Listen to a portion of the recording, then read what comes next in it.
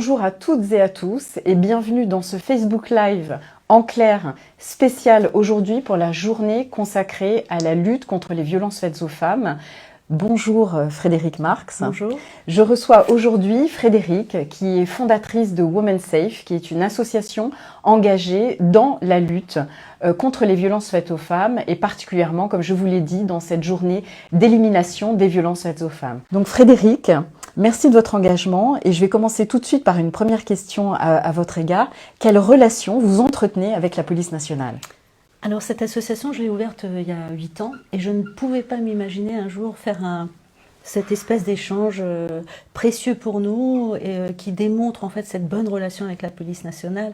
Évidemment un engagement sur le terrain mais aussi face à des partenaires comme la police. À l'époque, en 2014, on était très éloignés et aujourd'hui cette relation elle est fluide, elle est extrêmement coopérative et elle est au bénéfice des victimes évidemment. Donc vous avez constaté pendant ces 8 ans d'engagement sur le terrain, une ouverture de notre institution, la police nationale, à votre endroit, l'endroit des associations d'une manière générale, et particulièrement sur cette thématique ? Oui, je crois qu'il y a 8 ans, en fait, la victime, elle était moins comprise, je dirais, dans son système, son fonctionnement. Nous, on a permis, en fait, à la police, puisqu'on a fait beaucoup de formations qui permettaient à la police de comprendre ce qu'est une victime, même si, finalement, aujourd'hui, la question qui est bizarre, c'est est-ce qu'on sait ce qu'est une victime et son comportement? Et bien finalement, cette relation, on va dire, bilatérale, nous on comprend mieux comment l'auteur est interprété par la police et je pense que la police comprend mieux comment une victime est interprétée. Et ça, c'est une relation qui est qualitative, qui doit progresser évidemment, mais qui doit garder cet objectif. C'est une espèce de relation plus fusionnelle, même si on doit rester chacun dans son périmètre, son secret, on va dire, ou en tout cas sa pratique professionnelle. Et je pense que plus on va partager, mieux on va comprendre comment travaille l'autre. Alors vous l'avez dit, en fait, nous développons ce concept de secret partagé, et particulièrement dans la thématique de lutte contre les violences faites aux femmes, parce que je rappelle, pour ceux qui ne le savent pas, que les femmes sont quand même 3 fois plus concernées par les violences que les hommes. Et une récente étude du ministère de l'Intérieur, du service statistique du ministère de l'Intérieur intitulée Genèse, nous le rappelle bien que déjà de manière extrêmement précoce, en toute précocité, les femmes sont 3 fois plus concernées par les violences physiques et psychologiques que les hommes. Alors psychologiques, c'est-à-dire des comportements de contrôle à leur égard, des comportements d'intimidation, des comportements de violence physique évidemment, pour les amener à être intimidés finalement. Et vous le confirmez sur le terrain, c'est ce que vous avez remarqué ? Alors c'est vos chiffres du ministère de l'Intérieur. On dit toujours qu'il y a le chiffre du ministère de l'Intérieur puisque c'est en principe des victimes qui viennent se déclarer victimes. Et puis vous avez le chiffre noir, celles qui ne se déclarent toujours pas. Donc on va dire que votre chiffre est une réalité, votre réalité. Je pense que sur le terrain, on va constater que le chiffre peut être beaucoup plus important parce que certaines femmes ou certaines victimes ne vont pas jusqu'au dépôt de plainte. Donc elles passent un peu sous les radars. Maintenant, on va dire que nous, en tout cas notre association, on est à un taux de dépôt de plainte de 50% quand même, ce qui est largement supérieur à la moyenne nationale. Je crois qu'elle est à 11% de dépôt de plainte. Et puis vous avez parlé du contrôle et ça nous passionne beaucoup parce que vous avez déjà fait entrer dans votre langage et dans votre sémantique la notion de contrôle. On travaille beaucoup sur ce déplacement du curseur qui est de dire, avant on parlait beaucoup de l'emprise de la victime et aujourd'hui on parle du contrôle coercitif que vous devez effectivement connaître et intégrer dans votre langage et qui va beaucoup nous aider, ou en tout cas aider la victime à comprendre, à mieux situer le débat autour de l'auteur qui est à l'origine effectivement de cette pression et on va dire ce contrôle de l'autre qui va éliminer en fait ce doute que l'on peut avoir quand on s'interroge sur mais pourquoi elle reste dans l'emprise. Tout à fait. Alors, je vous l'avais dit, on a encore cette marge de progression pour faire venir toutes les femmes dans les commissariats, ou du moins à la démarche du dépôt de plainte. Et nous avons multiplié ces derniers temps un certain nombre de dispositifs, particulièrement depuis le Grenelle, sur les outils qui sont à leur disposition pour multiplier les capteurs un petit peu partout sur tout le territoire. Je pense à la plateforme de signalement des violences sexuelles et sexistes qui s'est transformée récemment en plateforme nationale d'accompagnement des victimes, plateforme nationale d'accompagnement aux victimes. Je le répète concrète pour vraiment que les femmes qui nous écoutent puissent l'entendre. D'ailleurs, pas que les femmes et les hommes également, parce que nous sommes tous concernés dans la lutte contre les violences faites aux femmes. Et plateforme en ligne de chat avec des policiers spécifiquement formés sur les violences faites aux femmes, notamment sur le harcèlement également, sur les violences d'une manière générale. Est-ce que par la multiplication de ces dispositifs, je pense aussi sur l'amélioration de l'accueil, vous avez parlé de la formation continue et la formation initiale. Est-ce que la multiplication de ces dispositifs vous a permis de constater sur le terrain un certain nombre de progrès ? Alors vous avez beaucoup parlé de la plateforme de chat, ça nous a beaucoup aidé à effectivement consolider ou en tout cas amorcer une relation avec la police. En gros, ça permettait à la femme de déjà prendre contact avec la police parce qu'on sait qu'il y a des vrais policiers derrière ce chat et d'ailleurs on l'explique, j'ai eu la chance de visiter cette plateforme et effectivement c'est une plateforme où les gens sont extrêmement bien formés, soit pour l'écoute, soit aussi ce que j'ai beaucoup apprécié, c'est déclenchement d'une action, parce qu'on ne reste pas que sur son chat, Exactement. mais l'action, par l'évocation d'une situation très dangereuse, peut faire déclencher effectivement une action de terrain et donc un déplacement de la police vers le lieu où peuvent être exercées les violences.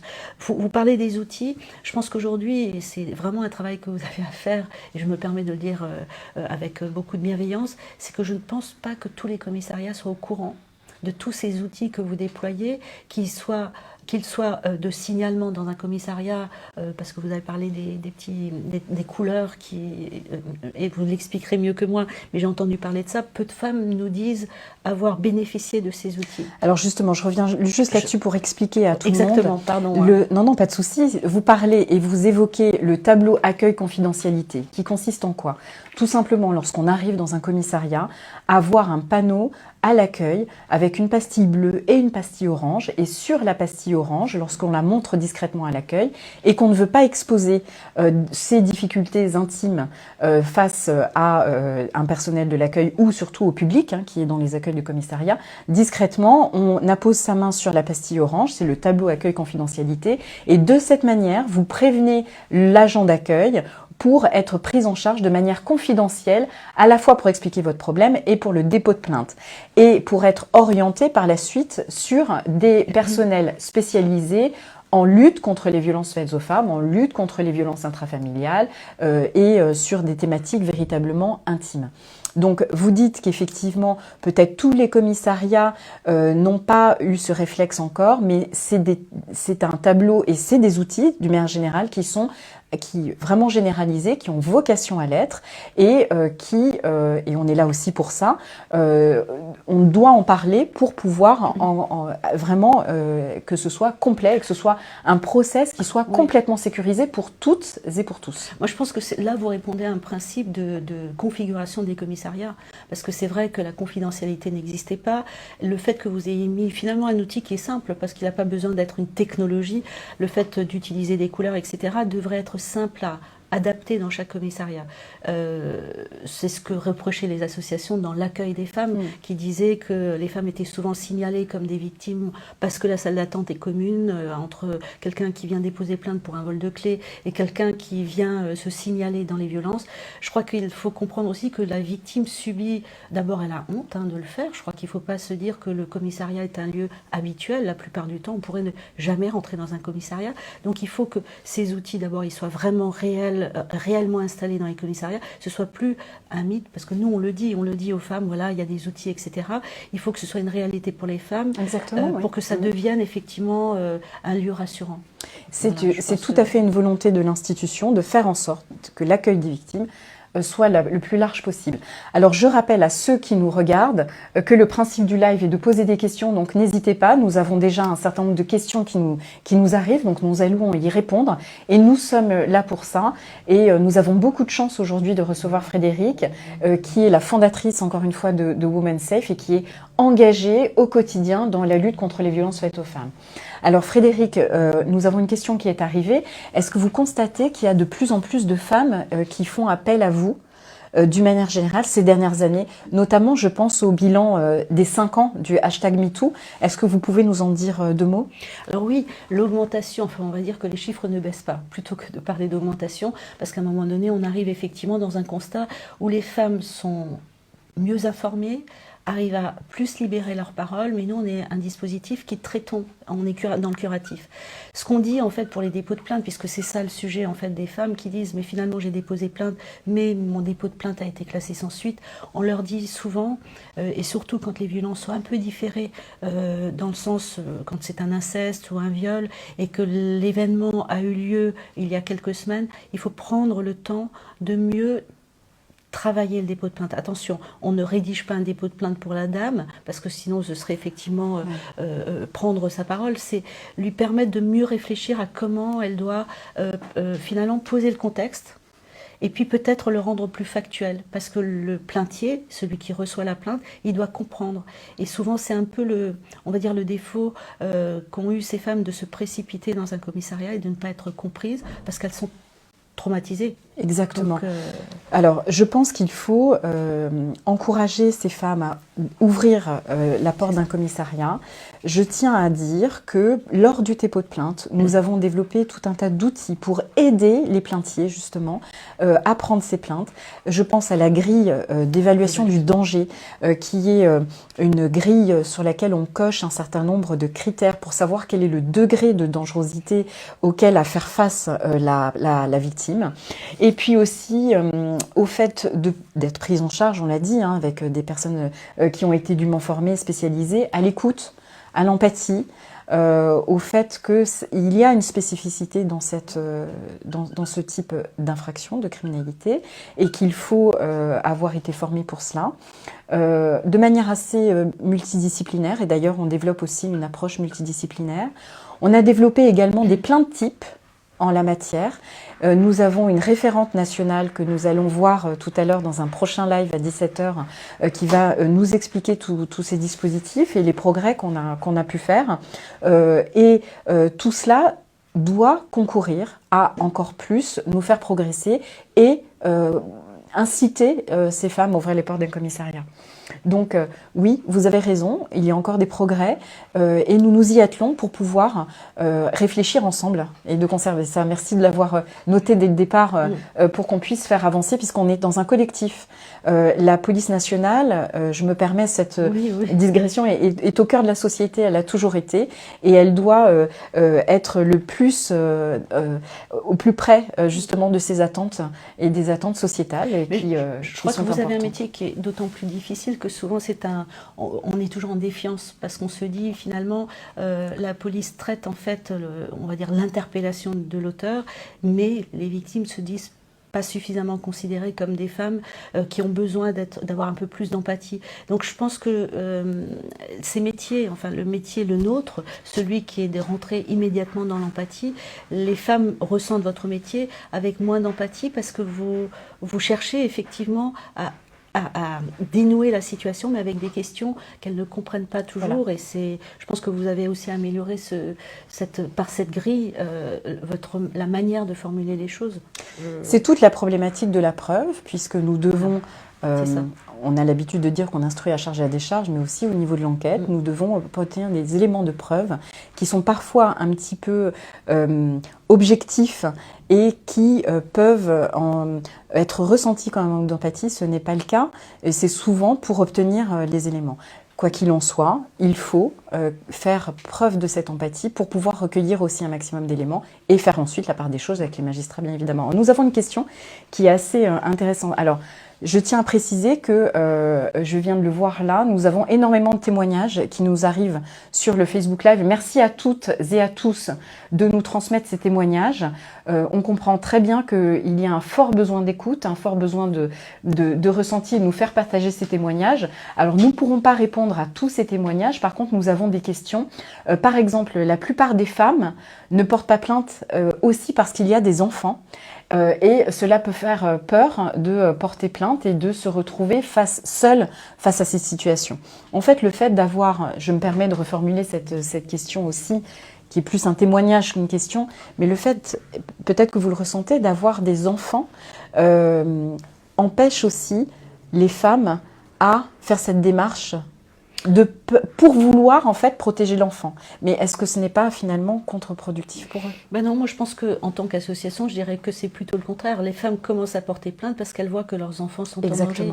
Donc le fait, enfin l'interprétation que j'en ferai de cette question, c'est parce qu'il y a des enfants, elles ne portent pas plainte. Moi j'inverserais vraiment.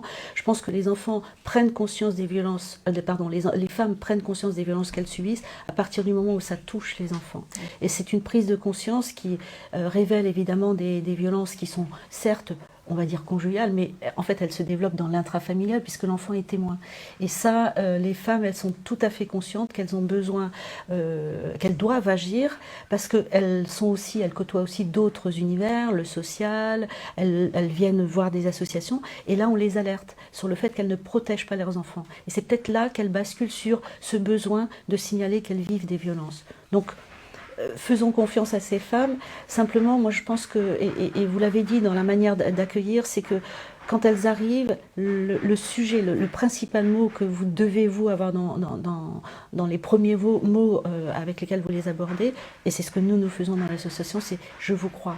Parce que cette notion de « je vous crois » lui permet de développer en toute confiance ce qu'elle va vous dire. Si elle est dans une situation où elle est fragilisée par un regard un peu critique, elle ne pourra pas développer effectivement sa réalité. Et ça, c'est vraiment... Alors c'est difficile hein, en tant que police d'agir comme une association, mais je crois que ce qui nous a été le plus dit quand on a fait une étude, on va dire, de la qualité de nos accueils, c'est que les femmes nous disent « en tout cas, c'est la première fois qu'on me croit ». Et ça, c'est une notion importante. Ah oui, oui, tout à fait. Je me permets de rebondir sur ce que vous dites. Ce n'est pas question de croire ou pas croire, c'est question de libérer la parole. Exactement. Donc, libérer la parole, c'est de dire peut-être qu'on croit effectivement la personne. Ça n'a rien à voir avec le travail d'enquête qui est fait derrière. On est dans un travail de libération de la parole. Donc, c'est ce qui est fondamental. On utilise tous les moyens de libération de la parole, à commencer par la sémantique, sans ergoter sur les termes, mais à commencer par la sémantique et la possibilité d'ouvrir la porte dans le dialogue, tout comme le langage non-verbal qu'on utilise, nous, quand on parle, pour pouvoir libérer cette parole. Ce qui m'amène à vous parler et à vous faire partager un commentaire qu'on vient d'avoir sur... qu'il faille impérativement que les policiers prennent des plaintes suite aux violences, soient spécifiquement formés. Et vous l'avez dit, cette formation, elle est importante. Est-ce que vous pourriez juste revenir dessus et nous dire comment vous abordez cette formation avec les policiers depuis qu'on vous a ouvert les portes? Quand on a bénéficié effectivement d'un soutien de la région, je me permets de le signaler parce que c'est important de dire que la région a mis les moyens, la région Île-de-France, pour former les policiers. On avait un objectif, on s'est dit on ne va pas rester qu'une association parlant aux policiers, on a fait un binôme. Ce binôme, ou en tout cas cette coopération bilatérale, c'était l'association et un policier, et on va parler aux policiers en montrant et en démontrant comment une association travaille et finalement rester sur le langage policier parce qu'on n'oublie pas que chacun a un peu ses formations initiales et qu'on ne peut pas non plus déstructurer ou démanteler ou en tout cas modifier vos obligations parce que je prendrai pour exemple, par exemple, vos interventions. Vous avez des codes d'intervention que nous ne connaissons pas et nous n'allons pas les inventer et nous n'allons pas non plus les définir. Donc l'idée, c'était effectivement de revenir vers un dialogue qui allait démontrer que cette coopération, elle allait être qualitative. D'abord, comprendre comment travaille une association et comment le policier devrait réagir face à des victimes. Et ce qui s'est passé, c'est qu'on est allé vers la neuroscience, qui est une compréhension du cerveau, en leur disant, en challengeant les policiers qui ont suivi nos formations, en disant je pense que vous n'avez pas pris suffisamment de temps pour observer, et c'est le cas, ce qui se passe dans le cerveau des victimes, comment elles ont été traumatisées et pourquoi ce qu'elles peuvent vous raconter de temps en temps n'a pas de sens, parce que justement le traumatisme est encore très ancré et on va vous aider à comprendre pourquoi il faut traiter le trauma et pourquoi il faut accompagner la victime avec tout ce que ça sous-entend de soins et de curation.